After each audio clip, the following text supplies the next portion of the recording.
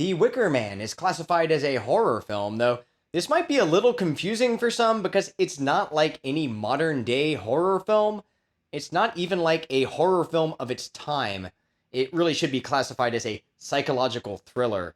Most of it takes place in the day, which is unusual for horror, helping to create a subgenre of daylight horror. In 2019, Ari Aster's Midsommar brought the concept of the Wicker Man to new visual heights. The Wicker Man is loosely based on a 1967 mystery novel called Ritual, written by David Penner, and was released in 1973. In the novel Ritual, a young girl is found dead in a small village, and her body is staged in what appears to be an occult ritual. A puritanical Christian police officer from outside of the village arrives to investigate, but is met with resistance from the villagers. The sister of the murdered girl is portrayed as a seductive witch. The landlord's daughter, Willow, is her equivalent in the film. The landlord's daughter! There's a retired actor named Lawrence Macready who lives in a manor and embraces the occult. This is the Christopher Lee character in the film. There are major differences between the book and film, especially the ending, but the general outline is the same. I won't be talking about the 2006 Nicolas Cage remake either, because I've never seen it. Of course, I've seen the clips of the bees and Nicolas Cage dressed in a bear costume punching a woman in the face. What is it? What's wrong, sister? In the novel Ritual, the inspector actually punches a woman in the face multiple times. He's quite the misogynistic protagonist. Anthony Schaefer and Robin Hardy, who wrote and directed The Wicker Man, wanted to make a film that was more intellectual than other horror films. Hammer horror films were popular at the time in the UK, usually being based on the characters of Dracula and Frankenstein, and starring Peter Cushing and Christopher Lee. Another Hammer connection is the inclusion of actress Ingrid Pitt as a minor character, the librarian.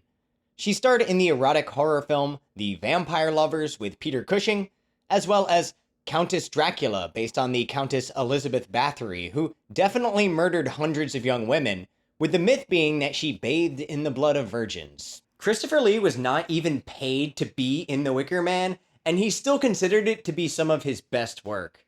I got paid nothing, and I keep repeating that to people, and they don't believe it, but it is true. And I've got the contract which proves it. Anyway. It's mostly a marriage of occult mystery and Scottish folk music. I would not even sell this to people as a horror movie because they would be disappointed. And he looked up at me and he said, I think it's one of the 10 worst films I've ever seen. Its horror is mostly in its final act, about half an hour of the full 99-minute runtime, though I've seen 3 different versions of this film, all with different lengths, and there are possibly more out there. The theatrical cut of this film begins with Sergeant Neil Howie landing his plane in the water outside of Summerisle. He's yelling at the locals to bring him a dinghy. Will you send a dinghy, please? Did you hear me? I'd like a dinghy, please. Well, I'm right then. Now, would you send a dinghy, please? They are very slow to respond and will be extremely unhelpful in his investigation during the course of the film. He has received a letter about a missing girl, though the townspeople claim they've never heard of her. He spends 3 days in this isolated community attempting to unravel its secrets. In order to talk about what these secrets are, spoilers will be necessary. One of the elements that makes this film effective is the way it approaches realism in its portrayal of a pagan society. They even go as far as to include this message that makes it appear that this is a documentary. This message appears in the 88-minute theatrical cut and the 99-minute version of the film, but in the 93-minute 40th anniversary edition, it is not present. Instead, we just get this opening. The townspeople all feel like a group of hippies hanging out with their instruments. In the novel Ritual, there's a character called the Squire, who is often playing his flute, much to the annoyance of the inspector. The villagers aren't really portrayed as evil, they are more indoctrinated than evil, and it's never even shown whether or not their rituals actually work. This is not the kind of magic an audience expects from a film. It's based on the actual magical rituals that ancient pagan societies performed and uses James Frazer's The Golden Bough as a reference point. A good example of this is when the missing girl's mother, Mae Morrison, puts a frog in a young girl's throat to take away her sore throat and put it into the frog. This is a kind of sympathetic or imitative magic. When a frog croaks, its throat sounds sore, so a frog inside the throat will take away the soreness. There is also a reference to transmutative magic, as when Howie digs up Rowan's grave, he finds a hare instead of a young girl. Lord Summerisle suggests that Rowan has been transformed into a hare. The hare is symbolic of fertility and rebirth, which are the central themes of the film. A woman holding an egg and breastfeeding in a cemetery reinforces this theme. There is also the Hand of Glory, which is a dried and pickled hand of a dead person turned into a candle. Lighting the candle is believed to cause paralysis in its victims. Another scene shows a beetle tied around a nail in a desk at the school. This beetle becomes wound tighter and tighter as it circles the nail. Sergeant Howie is also unknowingly tightening himself around a figurative nail as he continues his investigation. In Frazer's The Golden Bough, the idea of the sacrificial king is explored. There were ancient pagan societies where the king would be sacrificed as soon as the first gray hair on his head came in. Perhaps the beetle around the nail is somehow contributing to Howie's fate, or none of the magic is effective and the townspeople are all completely delusional. The film does not force a single interpretation of this. I think this is why it might not come across like a horror movie to some people. It doesn't have those big jump scares accompanied by loud musical stings. It's a more subtle kind of horror that builds upon strange interactions with the villagers to create tension. The townspeople, all wearing their masks, are quite creepy as they instantly go from rural small-town people to menacing death cult. Yes? Take those masks off. No! Take them off. It has a documentary look at times without a lot of heavy stylization and contains natural performances by its cast. I can't think of another film that is considered a horror film that has this many songs in it. The theatrical version begins with a Scottish folk song, Corn Rigs. Was upon a lammas night when corn rigs are bonny. While the director's cut begins with people singing in church. As Sergeant Howie continues to the Green Man Inn, the characters are singing the Landlord's Daughter song. The Landlord's Daughter! In the director's cut of the film, there is another song, Gently Johnny, that follows this one.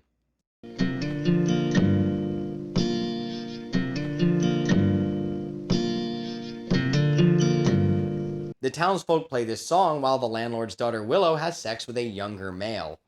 There's also Willow's song, which is played on the first night in the theatrical version and the second night in the director's cut.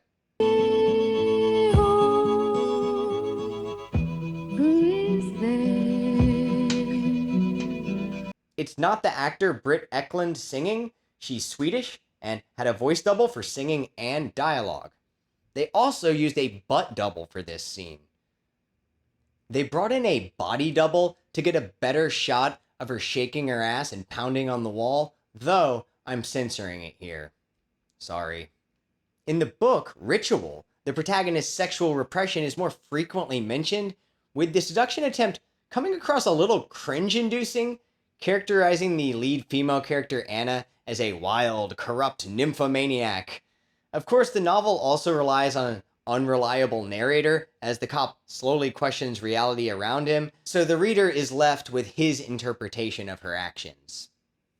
Also, let me add that I know a character is supposed to be thinking the line, "She had boobs like a wet dream." But is this actually an expression anyone has ever used? I'm just curious. The next day, there is the Maypole song at the school. This part usually makes me laugh, but the repetition of the song is actually kind of catchy. And on that bed there was a girl, and on that girl there was a man, and from that man there was a seed, and from that seed there was a boy. They're teaching the kids at school about fertility rituals through song, and then at Lord Summerisle's castle, there's the fire leaping song in the scene where the girls dance around and jump over the fire. Fire seed and fire feed and make the baby say. But they are naked. There's Christopher Lee singing Tinker of Rye at the piano in his signature baritone. Oh, I have brass within my bag, my hammer's full of metal.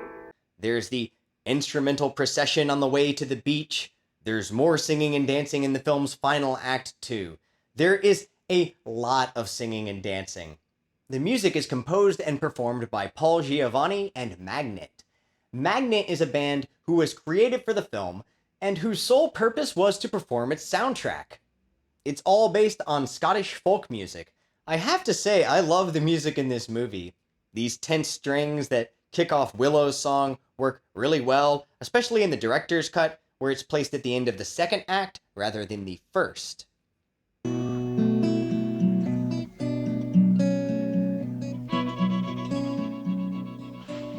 This soundtrack is about 40 minutes long, and I definitely think it's part of the reason this film has attained cult status. For many years, I had only seen the 88-minute theatrical version of The Wicker Man. Producer Peter Snell was fired around the time the movie was wrapping up. Roger Corman had agreed to do a distribution in the US as he helped to distribute some foreign art house films. After the 88-minute theatrical cut was released, the original negatives were destroyed, presumably added to the construction of the M3 Autoway. This means a complete restoration of this film from the original negatives is not possible. At several points, new prints of the film have been discovered, although the footage left out of the theatrical version is usually quite grainy. I don't mind the imperfect video quality, as the missing footage really helps to improve the film's pacing, story, and tension. The 93-minute version of the film puts some of the scenes back in the right order. The church scene is at the beginning of the movie, before Howie leaves the mainland, instead of a flashback later on. But this version is still missing other mainland scenes. The scene where the landlord's daughter, Willow McGregor, tries to seduce Sergeant Howie originally occurred on Howie's second night on the island, where the theatrical cut moved it to the first and omitted the first night scene with the Gentle Johnny song altogether. This is the scene where Lord Summerisle is first seen.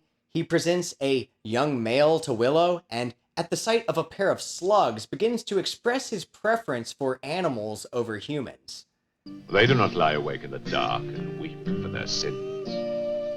They do not make me sick discussing their duty to God. Howie can hear the sounds of sex from the room next door, and he's obviously very uncomfortable. This escalation of his attempted seduction over 2 nights creates a much better pacing. It's also good to see more of Christopher Lee in this movie, as it is kind of a selling point for a presumed horror movie of the time. Before I even knew about all of the different versions of this film, I felt it started a little abruptly, was confusing in places, and didn't have much of Christopher Lee in it. There's also an additional scene with Willow before the school, and I think a few more shots in the cemetery as well. The 99-minute version adds back in the scenes on the mainland that begin the film. In these opening scenes, the sergeant and a subordinate are walking past some graffiti that reads, "Jesus saves." The sergeant demands that it be removed. It is immediately established that law and order is what is important to him, even more important than his own religious beliefs. However, there is a time and place for everything. Get it removed. This is followed by a scene where the 2 cops talk about how much crime has gotten out of hand, then followed by the scene of Sergeant Howie in the church, and finally, an important scene where 2 fellow officers joke about Howie's virginity and the fact that he is engaged and waiting until his wedding night. Steady's the word. In 2 years, he hasn't so much as tickled her fancy. He's keeping himself pure for the wedding day. I didn't really think much about him being a virgin when I first watched this movie, although at the end he is called a virgin by one of the townspeople. I'm not sure how they're supposed to know that he's a virgin, but I think this is what the whole seduction attempt was about, a way to test his purity for the sacrifice. it was also important that he come of his own free will and that he fill the role of the fool. A man who would come here as a virgin. A man who has come here as a fool. The 99-minute version contains the scene where he gets the letter addressed from Lord Summerisle at the beginning of the film, explaining a little bit of this. This version also adds in some small incidental scenes, such as one where Howie questions a doctor outside about a death certificate on day 2. There's also this shot of masked women in a salon that is incidental, but very creepy. I have searched for a 102-minute version of the film that I've only seen talked about. I've also heard mention of a scene where Christopher Lee talks extensively about apples. There was some wonderful material where Christopher talks about apples as if they were kind of, some wonderful gift from the gods, leading me to believe that there might be more missing footage. However, some sources say the original finished cut of the film, when edited, was 99 minutes. Though there is an interview with an actor where she talks about the removal of the apple scene. I didn't really miss anything because I thought a lot of the things with the apples went on and on a bit, and we could do without it. No apples? Any scene I can find where Lord Summerisle talks about apples is in all 3 versions, even the 88-minute theatrical cut. I think the missing scene could belong after Howie arrives at Lord Summerisle's castle. They begin to walk outside, there's a fade, and then there's a scene of the sergeant eating what might be an apple. He didn't have an apple in the earlier scene. Look, no apple, apple, no apple, apple. Back and to the left. Back and to the left. I believe there might have originally been footage here of Christopher Lee talking extensively about apples. My belief is that it still exists somewhere, and only a very small number of people know where. Characters that are meant to be antagonistic in films are often shown eating apples, though here the sergeant is the one eating an apple, given to him by Lord Summerisle. The emphasis on apples could make Lord Summerisle a Lucifer parallel, posing the sergeant as a Christ figure as he is sacrificed. This type of imagery is found throughout the film. The sergeant makes a cross out of broken pieces of wood from an apple crate in the cemetery after reading the line on a headstone, protected by the ejaculation of serpents. The idea of the Wicker Man itself dates back to the writings of Julius Caesar, describing the sacrificial practices of druids. Even though the pagans could be considered the antagonists of the film, it does seem like they're just having a pretty good time until the ending. I feel that the Wicker Man defies a simple good versus evil interpretation. Both Howie and Summerisle are trapped by their beliefs. Howie is unable to enjoy song, dance, and sex, while Summerisle actually believes a human sacrifice will save the crop and the people on the island. They're both flawed human beings driven by their beliefs, and though Howie's demise is a tragedy, he spends the whole movie forcing his way into a private community and attacking their religious beliefs. Brought me up. He brought you up to be a pagan. There were a few scenes shot that seemed to be lost to the passage of time. One with Sergeant Howie at the pub on the mainland, one where he encounters a prostitute, a scene of Willow McGregor giving Sergeant Howie a back massage, and a scene of a fight at the Green Man Inn. I might have gone down the rabbit hole a little with this, but in a movie where hares are prominently featured, I think it's apropos. For anyone who'd like to follow me down this rabbit hole, here's a site that breaks down the scenes from the movie that are believed to have been shot but lost, and whose existence can only be proven by still images. The stories of shooting this film don't sound entirely pleasant. It takes place during the spring, but was shot in November. The cast and extras were very cold during these scenes where they're dressed like it's spring. The film has a dreariness about it, which makes more sense if you think about when it was shot. It is also a major plot point that the previous harvest failed, and that extreme measures will be taken to ensure that it does not happen again. So, though it is technically May Day in the story, the world the film creates is a cold and barren one, even with some flowers placed throughout. Sometimes it looks like spring, and sometimes it looks like fall. It may be unintentional, but it creates a dreamlike quality on Summer Isle. Animal rights activists were upset with the use of live animals in the Wicker Man during the final scene. Apparently, they thought the filmmakers were planning on burning down the Wicker Man with the animals inside. All reports I have read state that no animals were harmed in the making of this film. And I put out an inflammatory little notice that only cuddly, woolly animals were going to be burnt. However, a goat was urinating on actor Edward Woodward as he sat in cold November weather wearing hardly any clothing at all. He didn't seem too sour about the experience, though. It was very tricky, very dangerous, very worrying. However, you know, you do these things when you're young. This movie is a slow burn until the end, when it becomes a literal slow burn of Sergeant Howie in a giant ominous figure. Christopher Lee is a shamanic character here, embodying the combination of masculine and feminine traits and leading the procession to the beach.